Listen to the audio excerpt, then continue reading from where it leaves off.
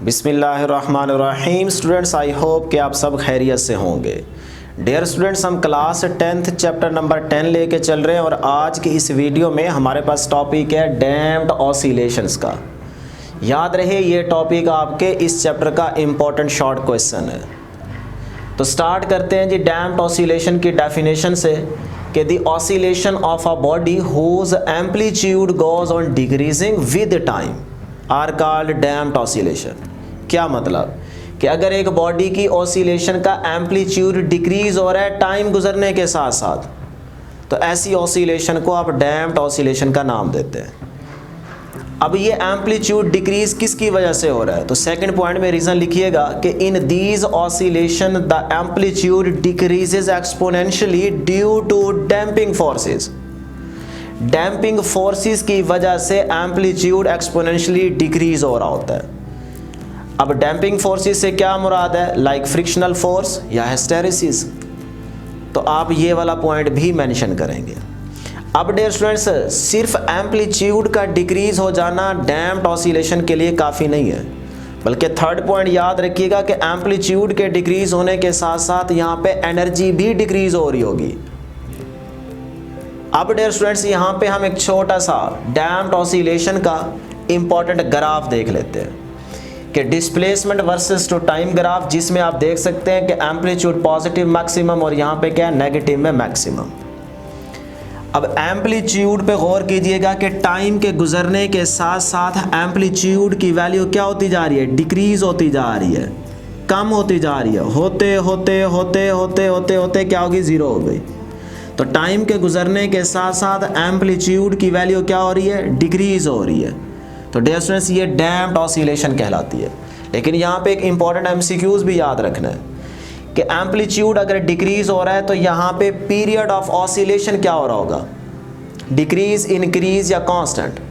तो मैं चाहूँगा कि आप वीडियो को यहाँ पे पॉज करके कमेंट सेक्शन में पहले इसका आंसर करें कि अगर एम्पलीट्यूड डिक्रीज हो रहा है, एनर्जी डिक्रीज हो रही है, तो यहाँ पे पीरियड ऑफ ऑसिलेशन क्या हो रहा होगा, इंक्रीज, डिक्रीज या कांस्टेंट, या फिर delta option, none of this. ठीक है, तो आप लोग ईमानदारी से कमेंट में इसका आंसर करें। अब ज़रा और से सुन लें कि यहाँ पे पीरियड ऑफ ऑसिलेशन इंक्रीज हो रहा होगा, एम्पलीट्यूड डिक्रीज हो रहा होगा, पीरियड ऑफ ऑसिलेशन इंक्रीज हो रहा होगा। क्या मतलब, देखें डियर स्टूडेंट्स, यहाँ पे चक्कर की बारी बहुत देर के बाद आई थी, ये देखें, फिर जल्दी आ गई बारी, फिर और जल्दी आ गई, फिर और जल्दी आ गई, और जल्दी आ गई, और जल्दी आ गई। ये जो चक्कर की बारी जल्दी आ रही है ना, इसका मतलब ये क्या है, पीरियड ऑफ ऑसिलेशन। तो ये तो इंक्रीज हो रहा है, जल्दी आने का मतलब कि पीरियड ऑफ ऑसिलेशन इंक्रीज हो रहा है। कि एक दफ़ा देखें ना, यहाँ से आपने स्टार्ट किया, टाइम लगा आपको अच्छा खासा टाइम लगा, फिर अब ये वाली बारी जल्दी आ गई, फिर ये वाली बारी और जल्दी, ये बारी और जल्दी, जल्दी जल्दी जल्दी जल्दी, तो ये पीरियड ऑफ ऑसिलेशन इंक्रीज हो रहा है। ठीक हो गया। अब डियर स्टूडेंट्स, अगर आपके पास एम्पलीट्यूड की वैल्यू डिक्रीज नहीं हो रही, मैक्सिमम में कांस्टेंट है, तो फिर ऐसी ऑसिलेशन को हम अनडैम्प्ड का नाम देंगे या अनडैम्प्ड ऑसिलेशन का नाम देंगे। तो इस ग्राफ में आप देख सकते हैं एम्पलीट्यूड की पॉजिटिव मैक्सिमम वैल्यू और यहाँ पे क्या है, नेगेटिव मैक्सिमम वैल्यू। तो टाइम के गुजरने के साथ साथ एम्पलीट्यूड में कोई चेंज नहीं आ रहा, तो ये आपके पास अनडैम्प्ड है। अब स्टूडेंट्स, हम डैम्प्ड ऑसिलेशन की एक एग्जांपल डिस्कस कर लेते हैं। तो आपकी बुक में इसकी प्रैक्टिकल एग्जांपल दी गई है कि अगर हम इस डैम्प्ड ऑसिलेशन को प्रैक्टिकली देखना चाहें तो कहाँ पे देखें। तो हमारे पास एक सस्पेंशन सिस्टम है जिसको आपकी बुक ने शॉक एब्जॉर्बर के नाम से लास्ट पैराग्राफ में मेंशन की है। तो अब शॉक एब्जॉर्बर नाम से आपको पता चल रहा होगा, शॉक का मतलब झटका, अचानक शॉक लग गया यार, मुझे झटका लगा, क्या हुआ, धमाका हो गया।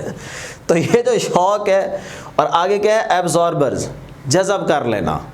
तो इसका मतलब ये जो डैम्प्ड ऑसिलेशन है ना, ये समटाइम्स ऐसा रोल प्ले करती है कि जहाँ पे आपको झटके लगने होते हैं, लेकिन ये झटकों से आपको बचाती है, क्योंकि वहाँ पे जो झटका लगना होता है उसके एम्पलीट्यूड को ये शॉक एब्जॉर्बर क्या कर देता है, डिक्रीज कर देता है, और आप झटके लगने से बच जाते हैं। ठीक हो गया। तो बहरहाल इसको समझाते हैं। तो देखें शॉक एब्जॉर्बर वर्क कैसे करता है कि डियर स्टूडेंट्स, आपके पास जो ऑटोमोबाइल्स होती हैं, यानी कि कार्स, बसेस, ट्रक्स आप समझ सकते हैं, तो इनके व्हील के साथ यहाँ पे एक्सल के साथ एक शॉक एब्जॉर्बर यूज़ किया होता है। उसमें क्या होता है, लिक्विड एंड पिस्टन, लिक्विड से मुराद आपके ऑयल समझ सकते हैं। और होता क्या है कि जब आप ये कार चला रहे होते हैं, समटाइम्स अचानक से कोई जंप आ जाता है, स्पीड ब्रेकर, तो आप हल्की फुल्की ब्रेक लगा लेते हैं क्योंकि आपको लेट पता चलता है, तो उसकी वजह से आपको थोड़ा सा झटका लगता है, तो आप अपनी सीट से थोड़ा सा ऊपर उठते हैं। और अगर ज़्यादा ही उठ जाएं तो फिर आप खुश होते हैं, बात ओह अल्लाह, अल्लाह ने बचा लिया यार, बच गए, मरते मरते बच गए यार। तो ये जो आपको झटका लगा है और झटका लगने के बाद आप बचे हैं, भाई किस चीज़ ने आपको बचाया है? थोड़ा बहुत तो झटका आपको फील हुआ है, लेकिन फिर भी आपकी बचत हो गई है। ये आपको शॉक एब्जॉर्बर ने बचाया। वैसे तो अल्लाह की ज़ात ने बचाया, मैं यहाँ पे प्रैक्टिकल एग्जांपल जो इसका यूज़ है वो बता रहा हूँ। तो शॉक एब्जॉर्बर क्या करता है कि वो जो आपके जंप पे आपको झटका लगना था, बॉडी ने ऑसिलेट करना था, तो उसका एम्पलीट्यूड इंक्रीज हो रहा था, लेकिन इस शॉक एब्जॉर्बर ने उसके एम्पलीट्यूड को कम कर दिया, अपने अंदर ही जज़ब कर लिया और आप झटके से बच गए। तो आपको नुकसान से वो बचा रहा है।